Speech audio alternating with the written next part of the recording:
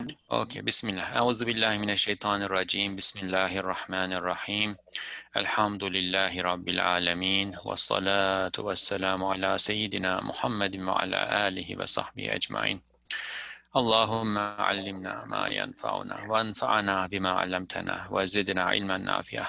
Allahumma arina al-haqqa haqqan wa arzuqna ittiba'ah wa arina al-batila batilan wa arzuqna ijtinabah. Bismillah. Let's listen. Jazmabe.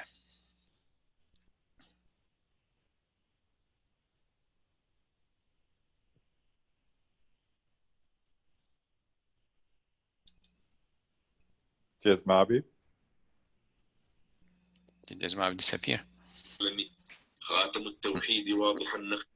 I forgot to unmute. Set it up. Okay. 1 minute. Yes. اللمعة السابعة.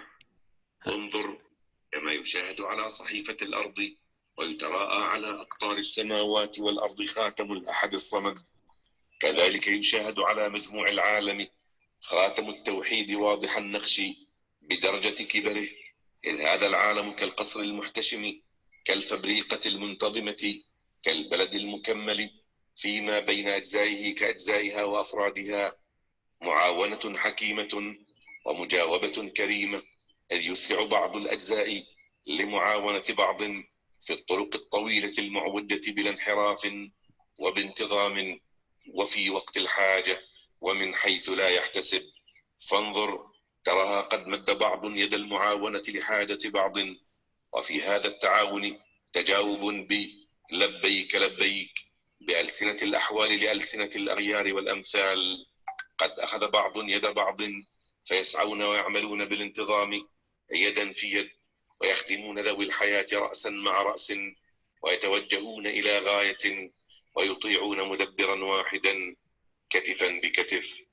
فانظر إلى دستور التعاون كيف يجري من الشمس والقمر ومن الليل والنهار ومن الصيف والشتاء إلى سعي النباتات لإمداد الحيوانات لحمل أرزاقها وأخذها من خزينة الرحمة، ثم إمداد الحيوانات للبشر للخدمة، حتى النحل والدود يأخذان العسل والحرير من خزينة الرحمن ويوصلانهما إلى الإنسان، ثم إمداد الذرات الغذائية للثمرات مع تخالف أغذيتها، وإمداد المواد الطعامية لتغذية حجيرات البدن بكمال الانتظام والعناية والحكمة.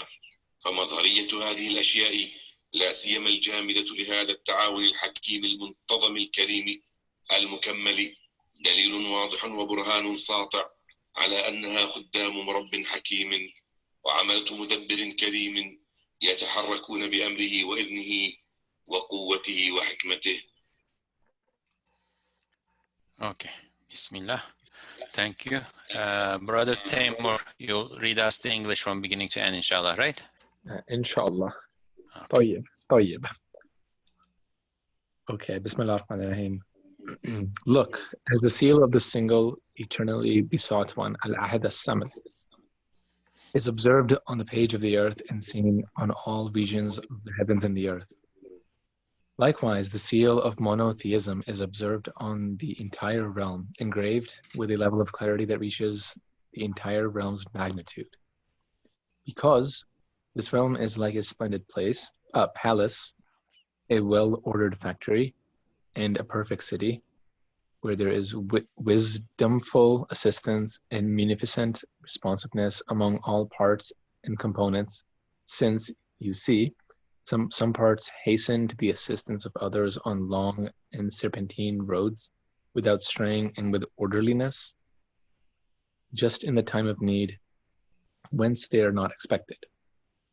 Look and you will see, some extend their hand of assistance when others need it, and in this mutual assistance is a mutual responsiveness, saying, here I am, through the tongues of the states of things in response to the entreaties of everything, regardless of whether it comes from other than one's kind or its likes. Indeed, some have taken others' hands. They are exerting effort and acting hand in hand in a well-ordered fashion. Head to head, they are serving the possessors of life. They are turning to a purpose, and shoulder to shoulder, they are obeying one administrator.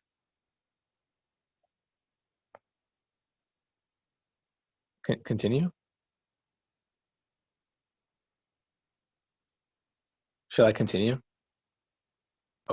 Yes, please. Sorry, Oh, my okay. mic was off.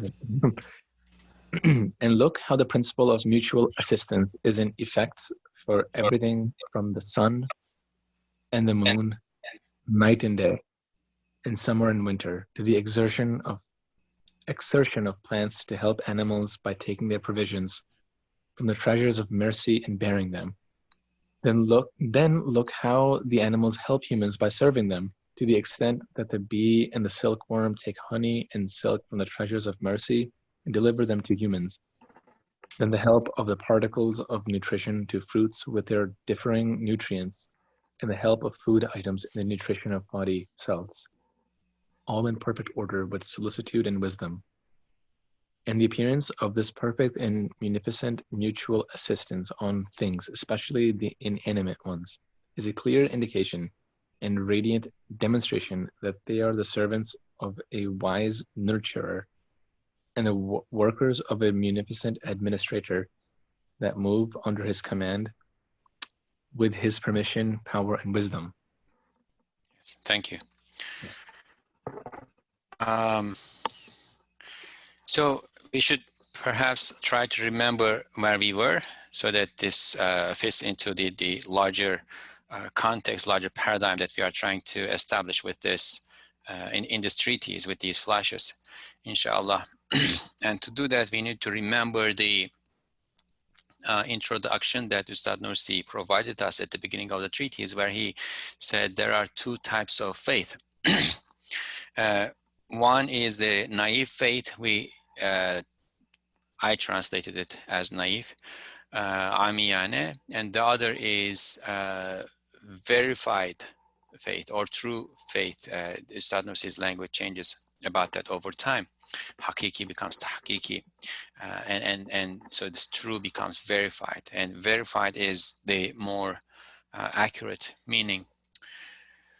And then the difference between the two, he explained to us in another treatise by giving the example of a merchant who brings a huge pile of merchandise to a town, and he said, people living in this town can know that this merchandise belongs to this particular merchant in two ways. One is they say, nobody other than this big merchant can have so much stuff, all of this.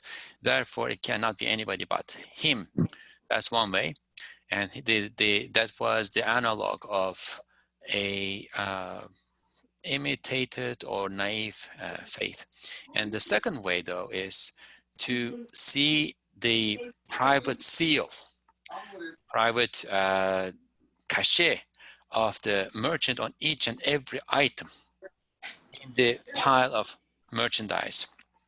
In the first one, he said it might be possible for a robber to come, a thief to come and deceive the guard who is guarding this merchandise, saying, yes, all of this can only be that merchant's, but this little thing in here that has mixed in, and it is mine, give that to me.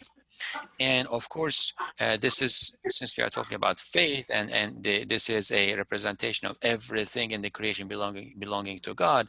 If you were to give one thing, even if it is small, to other than God, that would be shirk. That would be ascription of partners, right?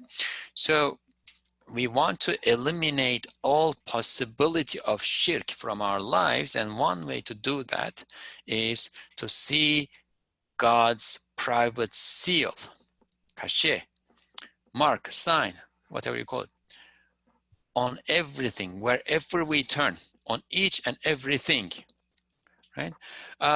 And then we talked about the different subtle nuance between the two words that can both be translated as one, right? Al-Wahid and Al-Ahad. And we said that Al-Wahid is the manifestation of God's oneness on everything, all like together. And then Al-Ahad is the manifestation of God's oneness on each thing, the concentration of all of or most of his names on each thing, right? So al-ahad then allows us to look at each thing without necessarily seeing the whole together and seeing that seal, seeing that sign that this is God's creation.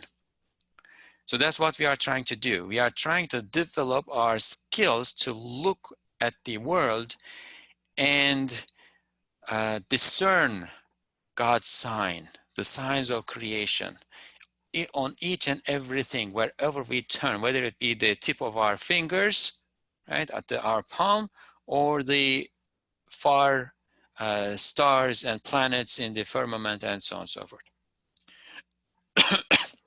So in the previous flash, the sixth flash, we established one principle, that the principle is that because wherever we turn, it is God's ahadiyya, singularity, that the concentration of his names, right? There, wherever we turn, that is what we see. That is what we see as manifest. If we see something happening here and we deduce a principle from it, we can expect the same thing to happen there too. We use this to understand resurrection and also as a proof for resurrection, right? It gives us a perfect example, and God gives the example, right? In this verse that's on the screen now, Bismillah. Look then at the imprints of God's mercy, how he restores the earth to life after death. This same God is the one who will return people to life after death, which is resurrection, of course. He has power over everything. So every year when spring comes, you see resurrection happening. Insects are coming out of eggs, birds are coming out of eggs, grains, plants, flowers are coming out of little seeds that are as if they are dead over the winter, right? Lifeless, dead, dry things. With water, with the spring coming of spring, millions and millions, perhaps billions and billions of creatures come back to life after they were dead at the end of the previous fall, in the previous winter. So with the principle of ahadiyya, if we see this here, we can be sure that the one who is causing this to happen here is going to be able to cause it to happen there.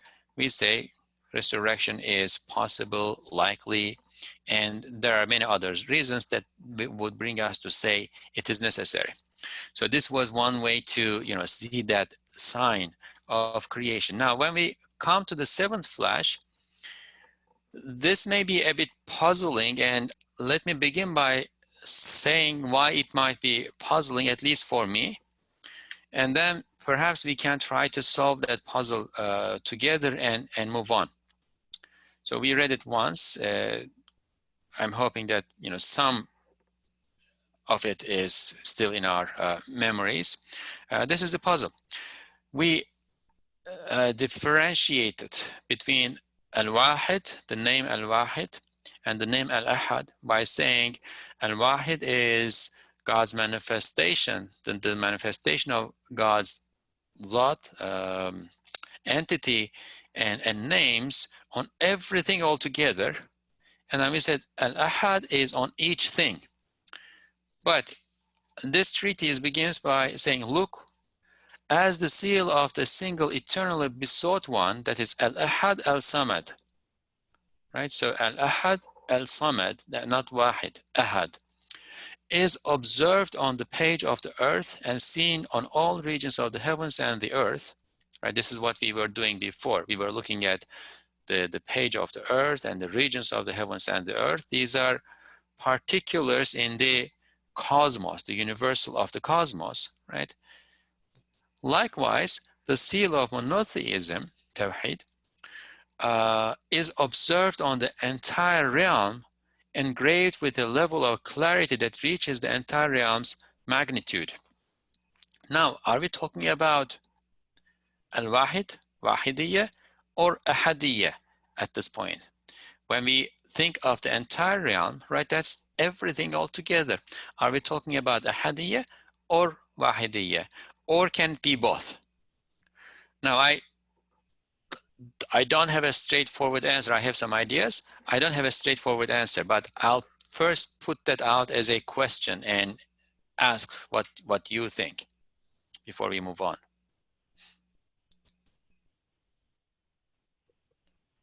I personally believe it can be both simultaneously.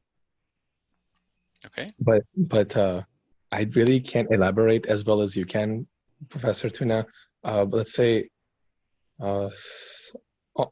God's omnipresence, and then I don't know how to interpret it, but I would say like maybe like simultaneous coexistence of those idea. Al-Ahad al-Wahid. That's quite likely, but we need to try to elaborate first. So I'm going to let others, chime in too.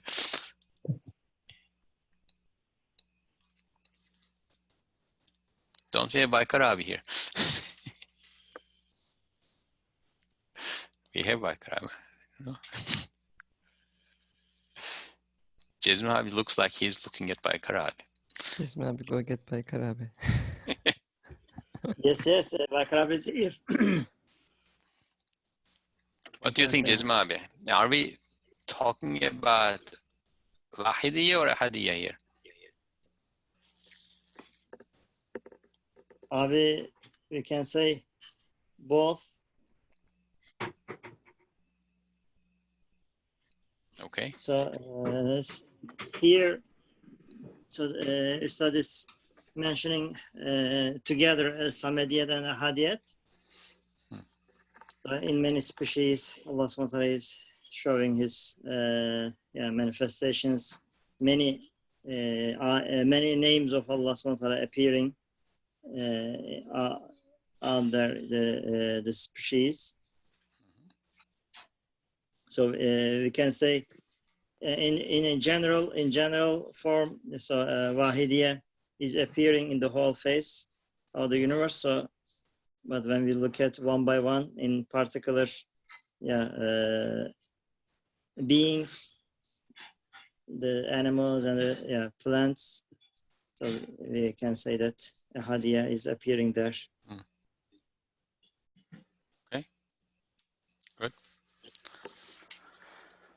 I think this is mainly talking about Ahadiyya. I mean, all these flashes is about Ahadiyya, I would say.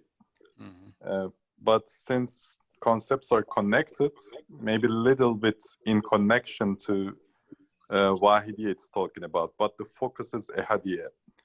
So it doesn't mean that Ahadiyya doesn't mean that we are looking at the small pieces. We can observe Ahadiyya in big pieces also. So here the big pieces are the earth, the page of earth.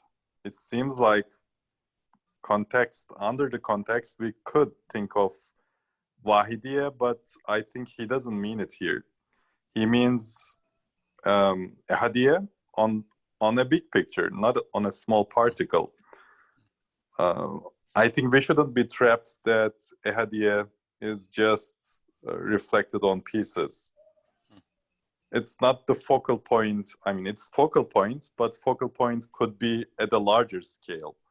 So here it's talking about focal point at a larger scale. Maybe this is better to summarize. Yes, mashallah. Jazakumullah khair. Thank you, Harnab. That's what where I was trying to get to too. When we say Ahadiyya on the particulars, right, that we also need to keep in mind from God's position. There isn't a difference from the point of view of God's knowledge, from the point of view of God's power, from the point of view of God's will, and the relation of that will to things that are happening. There isn't any difference between a small thing and a big thing. They're all one, right? This is from our point of view. The introduction of the concept of hadiyya, for instance, is for us to be able to see that seal everywhere. It is everywhere. It is everywhere.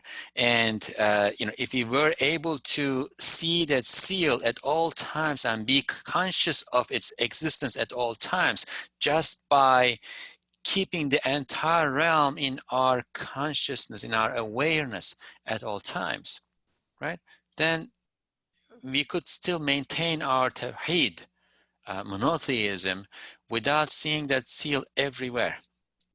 But we are not able to do it. Elsewhere, Ustad Nursi says to do it, one needs a heart as big as the earth, right? So because that's where we are keeping that awareness in the heart. This is a matter of faith.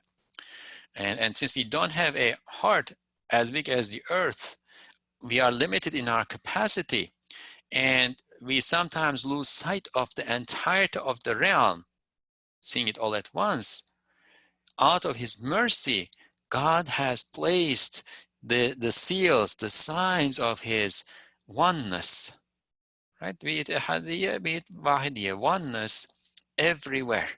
And ahadiyya, we are thinking in relation to our ability to see it on each thing. And wahidiyya, we are talking about it in relation to our ability to see it on everything altogether. Now, another way to look at this is, however, in the way we understand ahadiyya, there needs to be a focal point. There needs to be a focus, right? The example that we had used in relation to this, for instance, was, imagine it is raining outside, and the raindrops are falling on everything. Whoever goes out, the rain will fall on that person or that thing without focusing, without specification.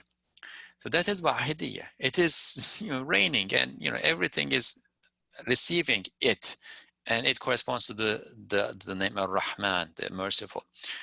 If somebody brought us a cup of water and gave the cup to us, and the cup has our name on it, right? This is designated, specified, focused.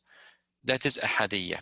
So we associate ahadiyya with designation, with focus, right? But for that to happen, there needs to be a focal point. There needs to be an entity that is unified in its existence, so that a focus can happen.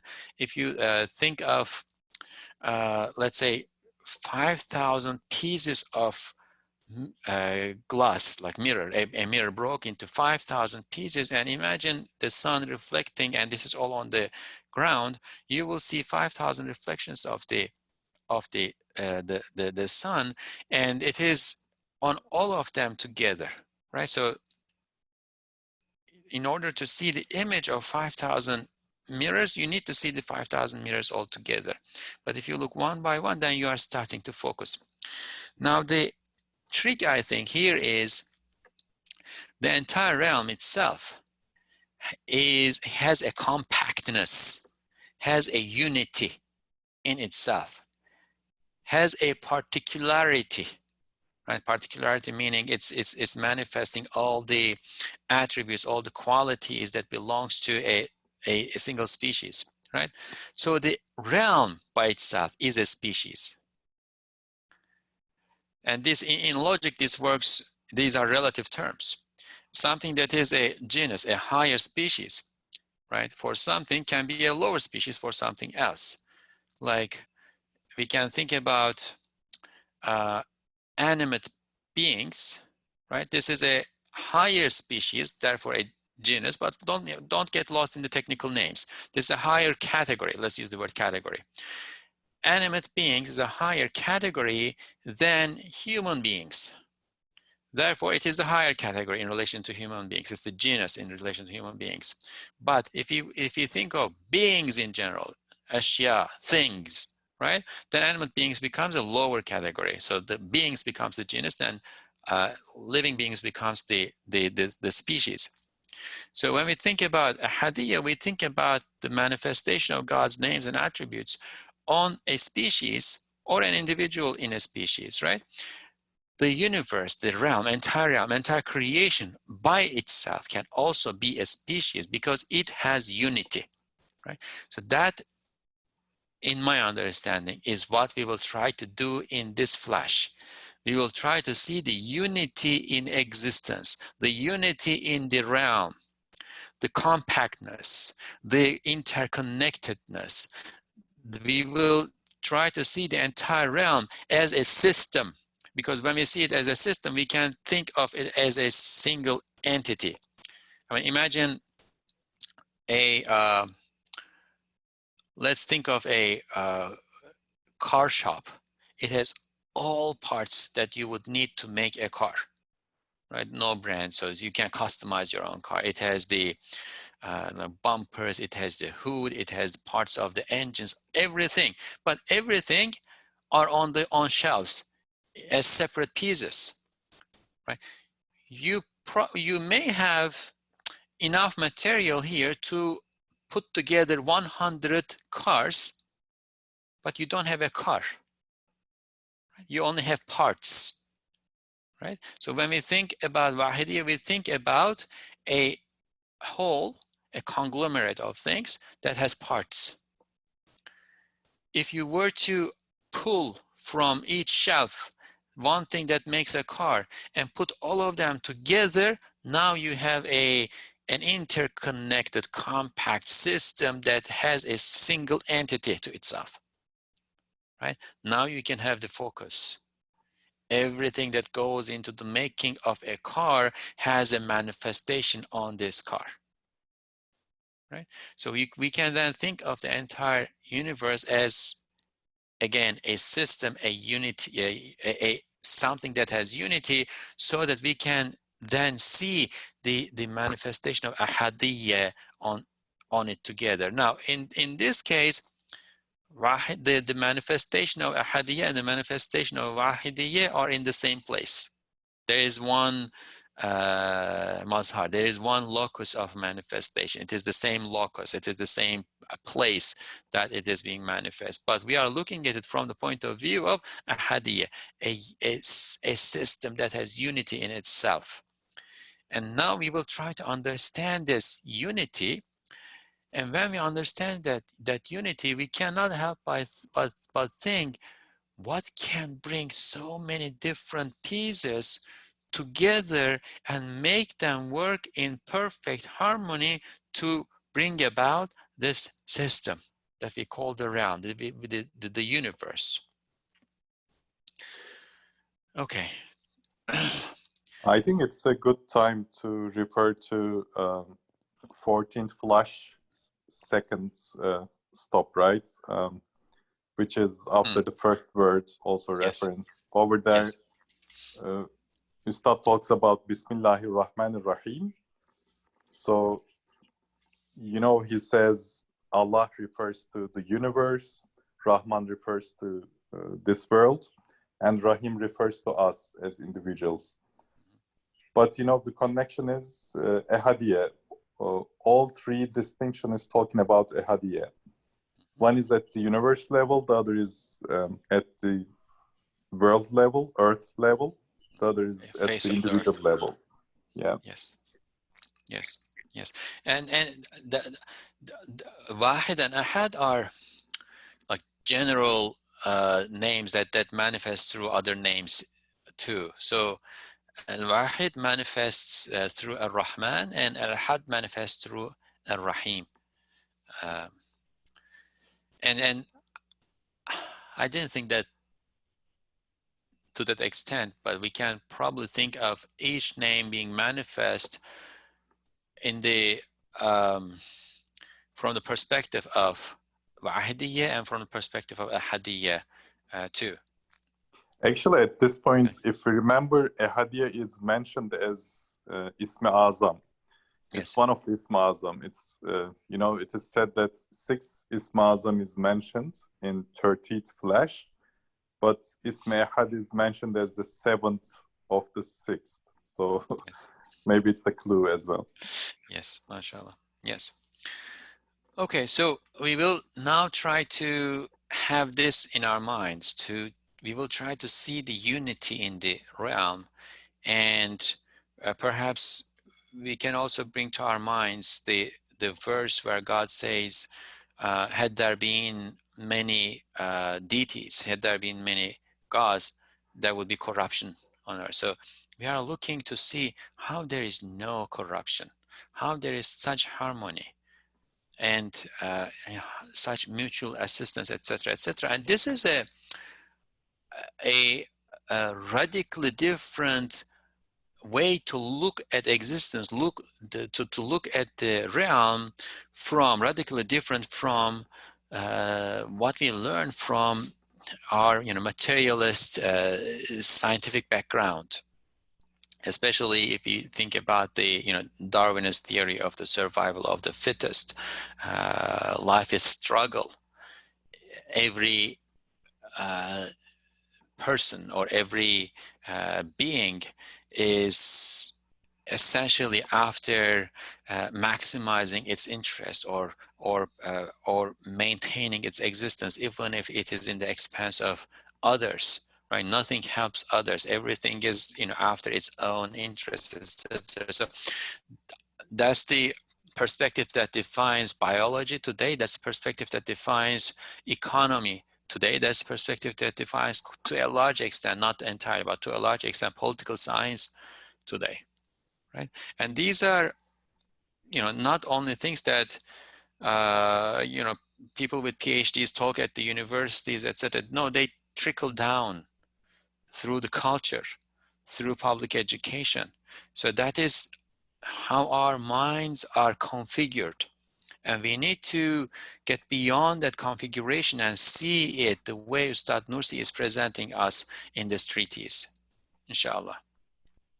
Brother Taimur, do you mind reading this paragraph again from, because the first paragraph from, because this realm is like a splendid palace? Inshallah, yes. So, Bismillah ar-Rahman ar-Rahim. Because this realm is like a splendid palace, a well-ordered factory, and a perfect city, where there is wisdomful assistance and munificent responsiveness among all parts and components. Since, you see, some parts hasten to the assistance of others on long and serpentine roads, without straying and with orderliness, just in the time of need, whence they are not expected. Look, and you will see.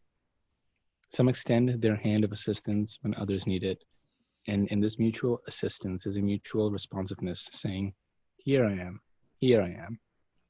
through the tongues of the states of things in response to the entities of everything, regardless of whether it comes from other than one's kind or its likes. Indeed, some have taken others' hands. They are exerting effort and acting hand in hand in a well-ordered fashion. Head to head, they are serving the possessors of life.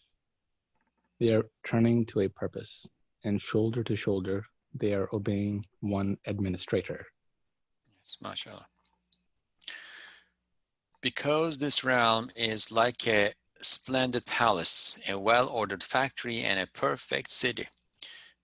And some may remember that Ustad Nursi uses these same examples elsewhere too. It's something that he frequently uses, actually, like the metaphor of the palace, the metaphor of the factory, and the metaphor of the city.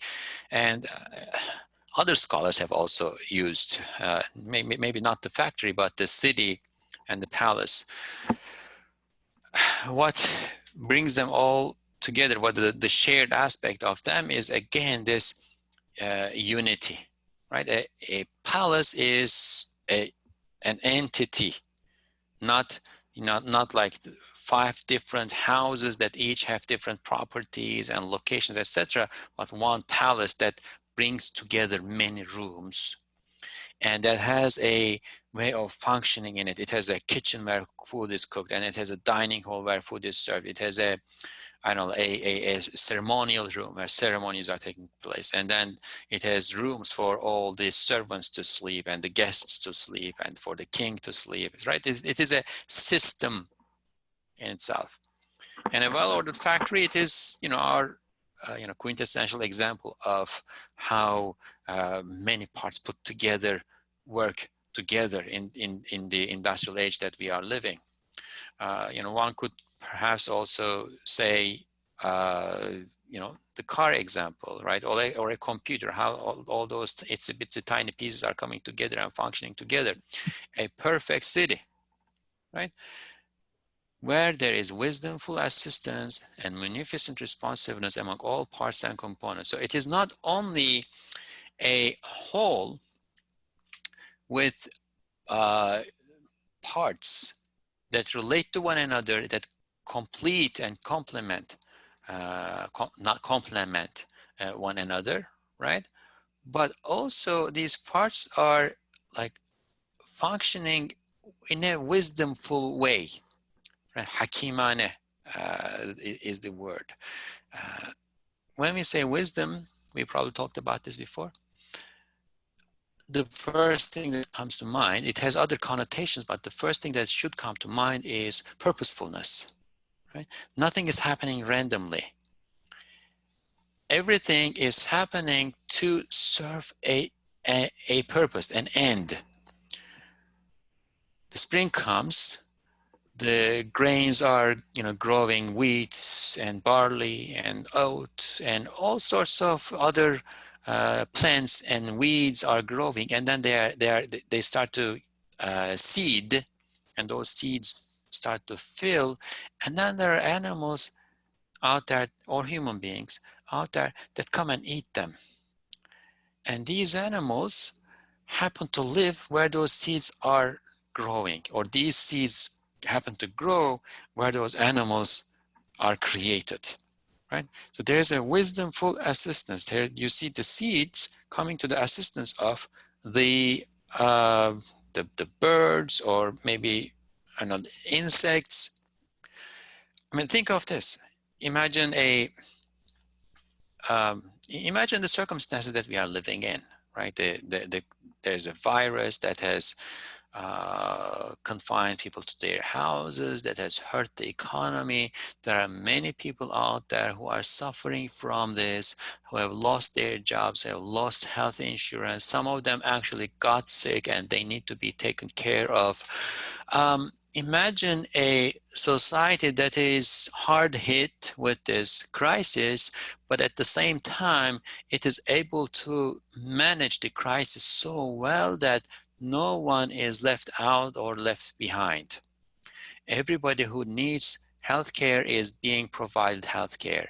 Everybody who has lost his or her job and lost financial stability is receiving either financial assistance, or there are soup kitchens everywhere that they are being provided.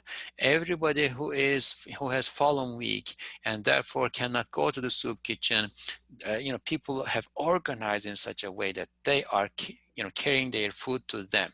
So the crisis is there, the suffering is there, the need is there, the neediness is there, the weakness is there, the impotence of those who are suffering from this is there, but at the same time, all needs are being taken care of.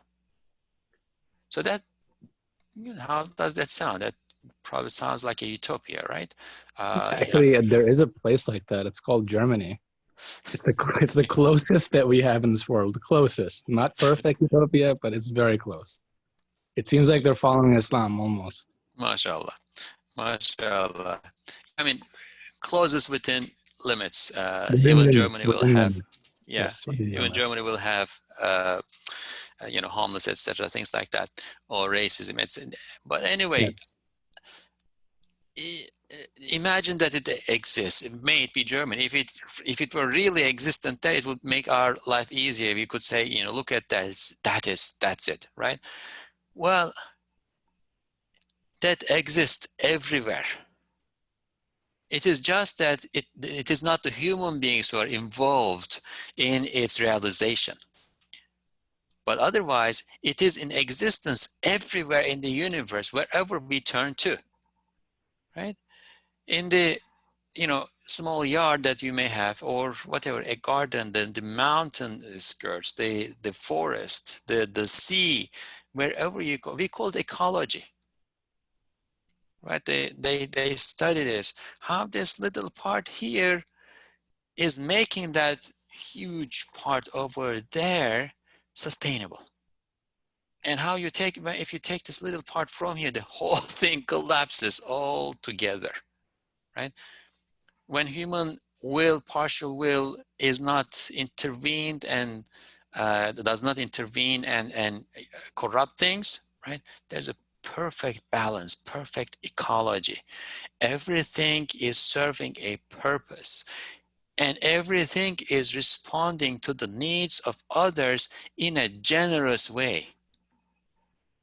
The weed, the weed that is sprouting some grains is not saying, hold on, I want to keep these to myself. I'm going to make a collection of grains this year. Don't eat it. I'm shutting it away from you. You don't see it. It just grows and drops the seeds. Yes, this serves for it to, perpetuate its existence. Next year, there will be plants coming from those seeds.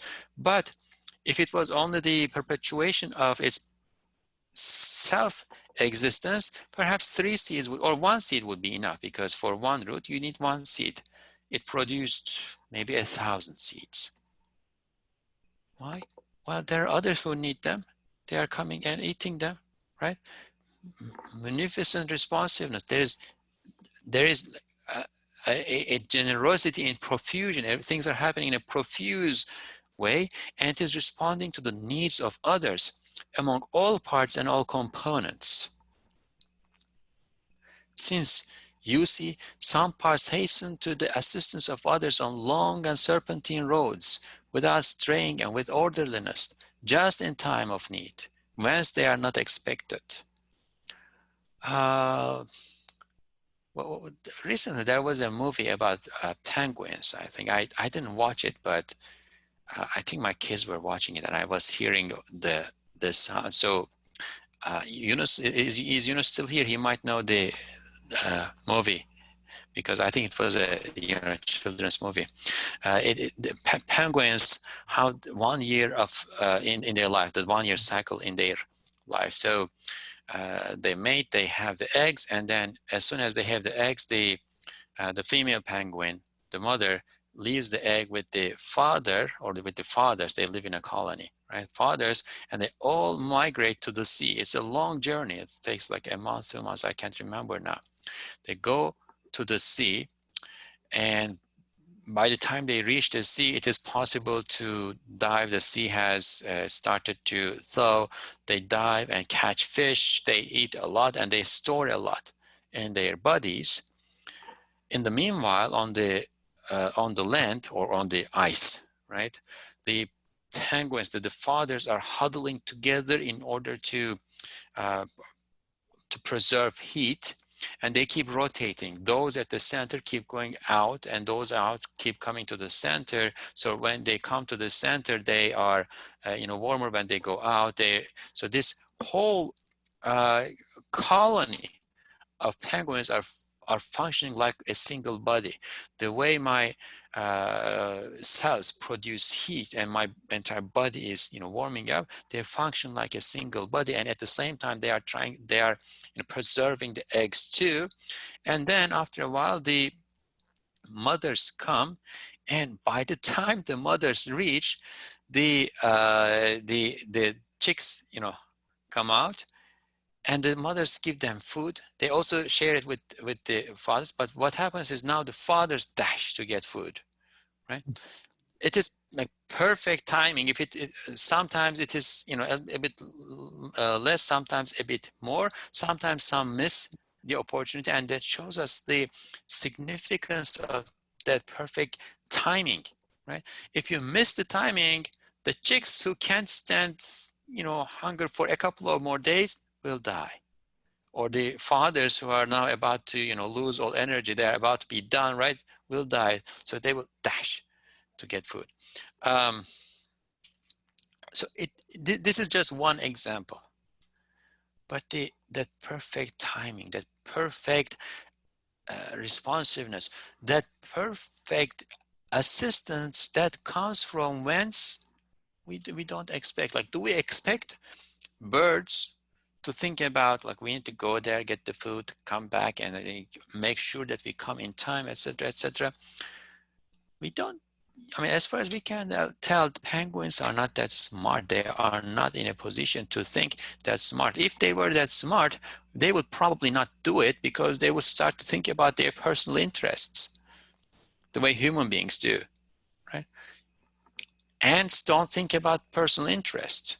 They are just, it's as if they are programmed, and they are programmed, right? The instincts are given, inspired to them by God. They are programmed to protect the colony whole day. They keep going, getting seeds, going back, going, getting seeds, going back, going, getting seeds, or whatever they are getting, right? Going back. Not one of them says, let the others work. I'm going to hide behind this little pebble and rest the whole day. And when the work time is over, I'm going to go out and pretend to be taking one seat and join the rest of the crowd. And there are no free riders.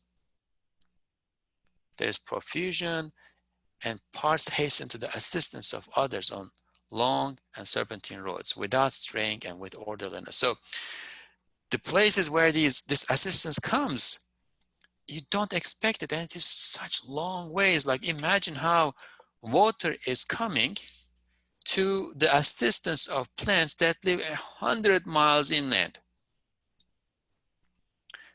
It evaporates on the ocean, the wind carries the cloud, and it rains. I had heard that in the Amazons, the soil has no nutrition because it's all washed away. Right? The Amazon forests, it's constantly raining. The soil is washed away. No nutrition in the soil. But how is all that life sprouting? How are those trees growing, right?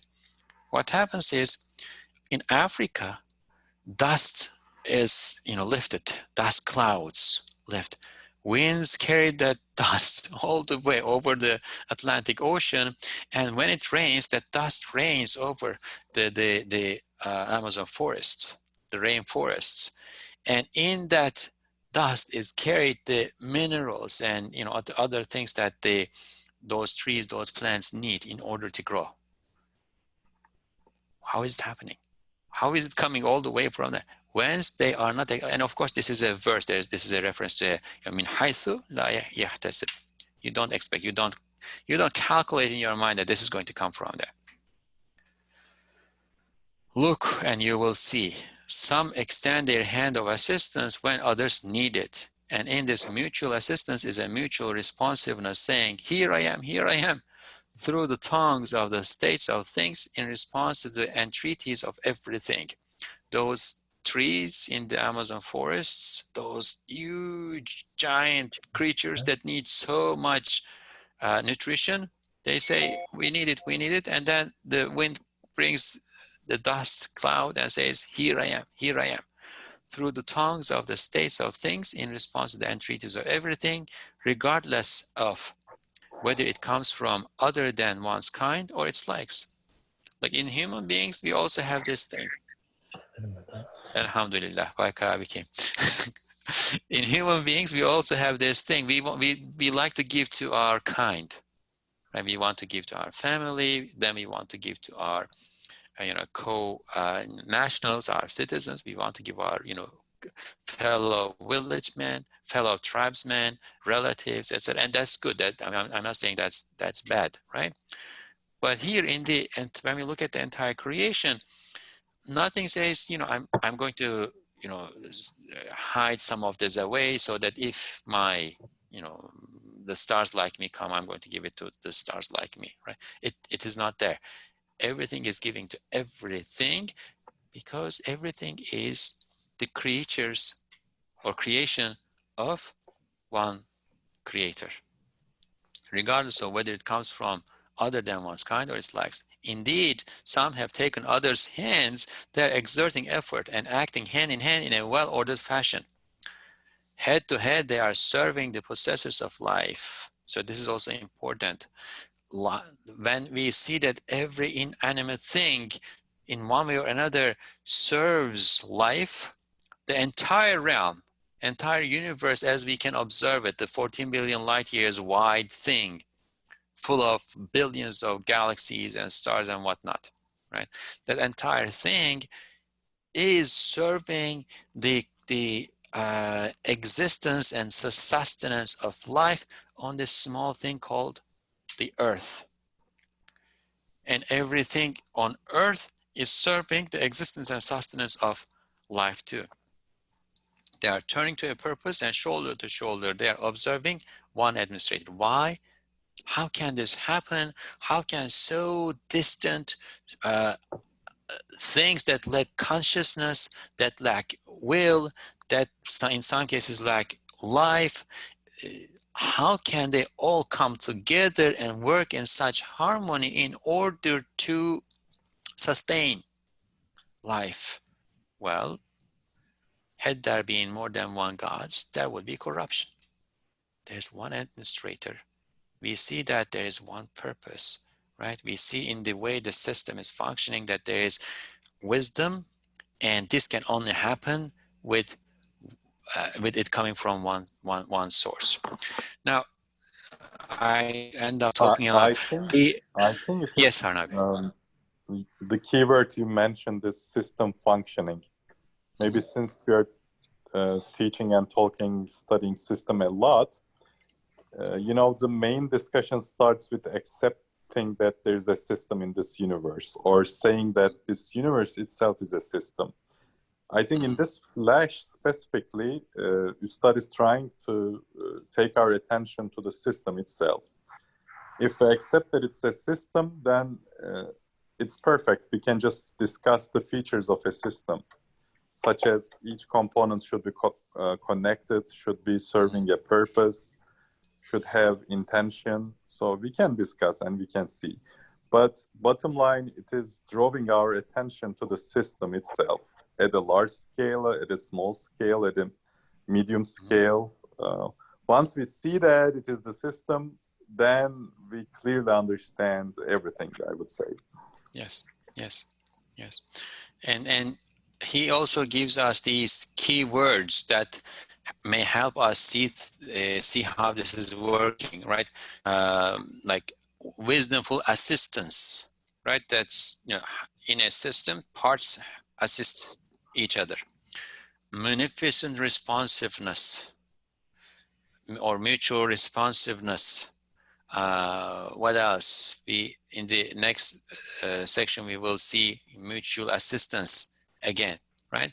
So the task here is not to, read this and say, "MashaAllah, Ustad has said really well," and be filled with admiration, and have a nice time and go. That is not the task. That is not what Ustad Nursi is trying to get us to doing, right? The task here is to take these as tools. The principle of mutual assistance, right? So this is a principle he is showing it to us in one place. We need to study it, understand it, and then that should give us a binocular, a lens to look at the world. Tomorrow while walking in the street, or driving to work, or I don't know, maybe not, some people are not driving anymore, like looking out the window, right? Tomorrow, whatever we are doing, tomorrow when we wake up, as we are living, this needs to be in our minds, and we need to try to see, look at the assistance this is giving to that. Look how these 2 things or 3 things or 5 things are functioning in such harmony. Who brought them together? Who is making them help one another? In some cases, in a self-sacrificing way, with such munificence, with such generosity. How is this happening? How are they giving up their self-interests, like the ants, like the bees, right? And working for the functioning of the whole. And how are they all serving life, right? So these are tools, mental tools, cognitive tools, intellectual tools that Ustad Nursi is giving to us, so that then we take them and fly with them. See those seals everywhere, so that we see God's ahadiyya, God's oneness everywhere, Let's read these two paragraphs. I think they are going to be self-evident at this point. Maybe we can say a couple of things, but Brother Taimur, do you mind reading these two paragraphs too again? Yes, inshallah. Bismillahirrahmanirrahim.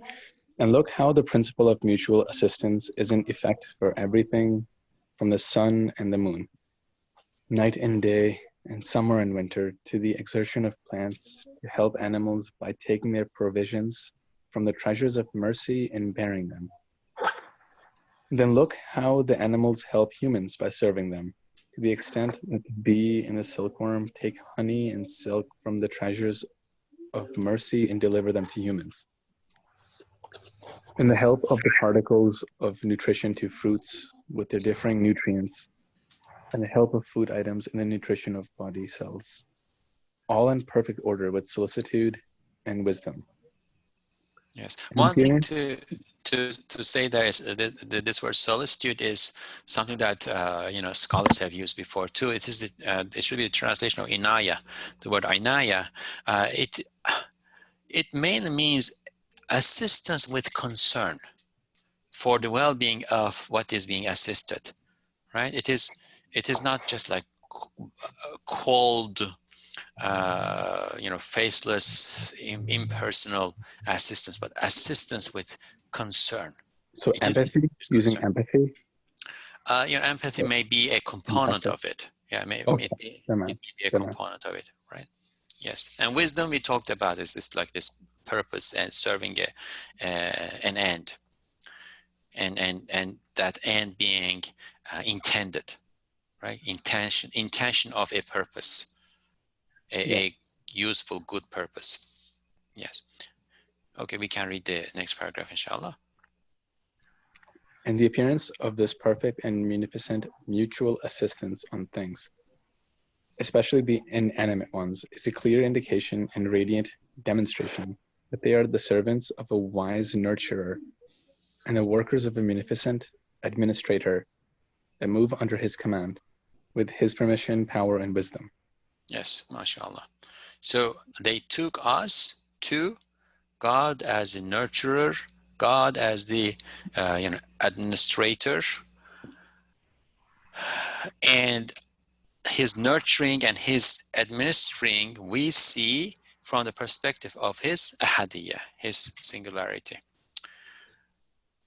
All right, I think we can end there, but does anybody want to add something?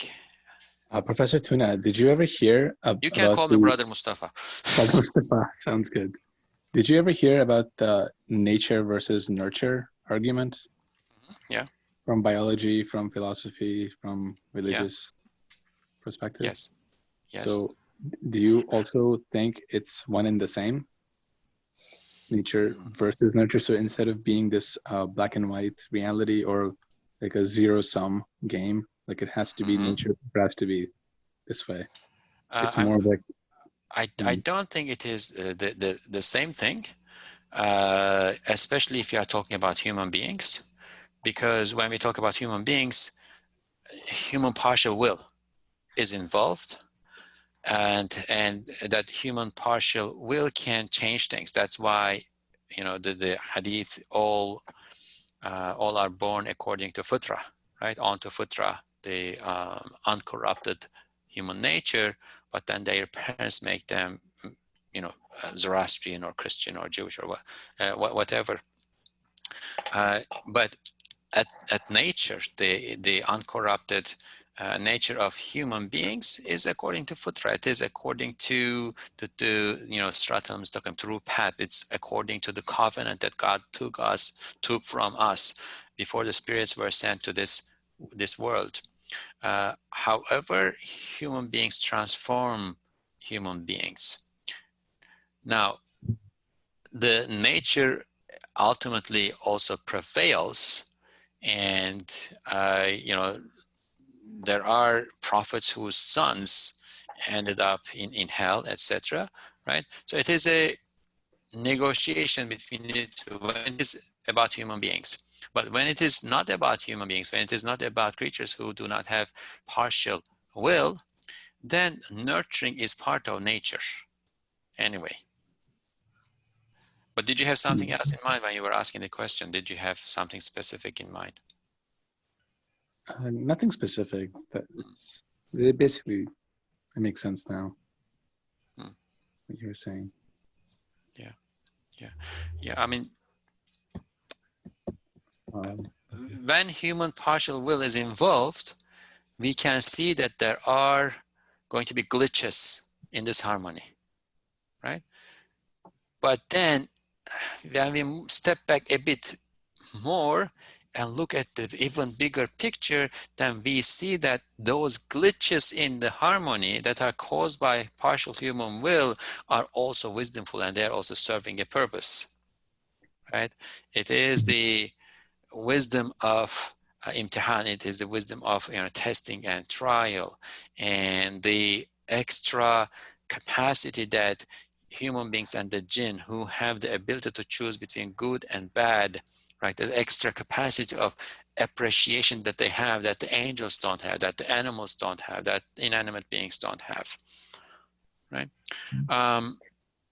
So ultimately there is purpose and harmony everywhere, but unless we step back and look from that point of view, we see that introduction of human partial will causes glitches in the system. But that also tells us the way, if you don't step back and look from there, right? The way everything is known by their opposites, right? Before we see when human partial will intervenes and ruins the ecology, ruins the system, we then recognize that there is a system. And then that gives us an opportunity to appreciate things even more, to appreciate the harmony even more. Right now that we are seeing that we are messing up the atmosphere and causing global warming, we are in a better position to appreciate the perfect harmony and balance that God has created in the universe by adjusting the temperature such that every creature all around the world is getting what it needs, or was getting what it needed.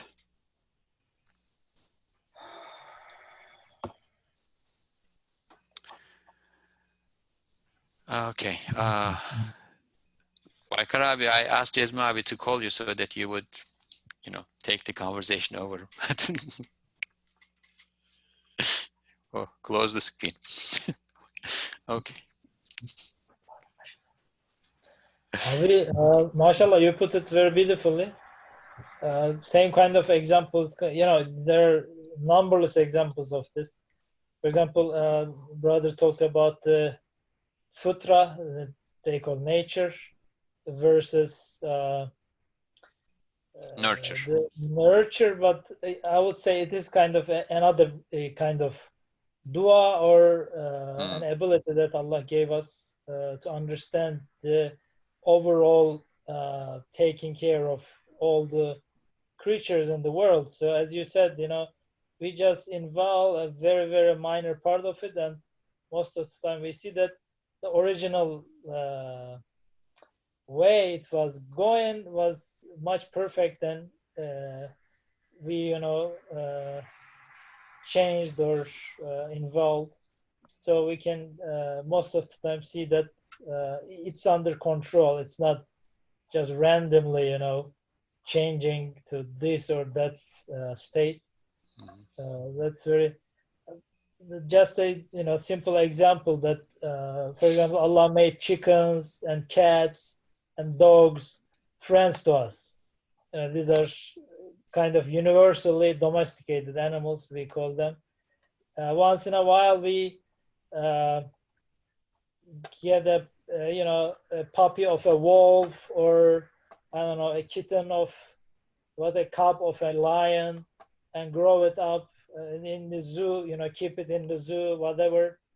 But eventually we never try to change them, or let's get send away the cats and get the lions in. We can't do that. It's kind of Allah shows us it's decreed, their positions, but we are given some limited involvement in the here and there, so we can appreciate how the whole thing is run perfectly. So it was a very beautiful example. Thank you. MashaAllah, MashaAllah. Okay, it's 10 minutes past 10. Inshallah, let's end here, and then Jesma, I'll try to remember to make a PDF of this and send it to the group. And next week, inshallah, we can continue from the 8th. سبحانك لا علم لنا إلا ما علمتنا إنك أنت العليم الحكيم وآخر الدعواه من الحمد لله رب العالمين. الفاتحة.